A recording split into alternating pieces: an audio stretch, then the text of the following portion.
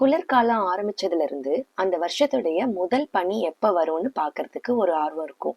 கூகுளின் கணிப்புப்படி அன்னைக்கு இரவு பனிப்பொழிவு இருக்குன்ற தகவல் நம்ம மூளைக்கு ஏறிடும். இரவெல்லாம் அதையே நினைச்சிட்டு தூங்கிட்டு காலையில கதவை திறந்து பாக்குறப்போ நம்ம இன்னும் கனவுலகத்துல தான் இருக்கோமான்னு நம்மளையே கிள்ளி பாக்குற அளவுக்கு ஒரு அதிசயமான அழகான காட்சி நம்ம கண்ணு முன்னாடி இருக்கும். இது மண்ணுலகா விண்ணுலகான்னு வியக்கிற அளவுக்கு ஒரு அதிசயம். மிருதுவான வெண்மையான மலர்களை வானத்துல இருந்து நம்ம மேல யாரோ தூவுற மாதிரி இருக்கு. வீட்டு வாசல்லையே ஒரு சுற்றுலா தலம். குழந்தைங்களுக்கும் பெரியவங்களுக்கும் குதூகலம்.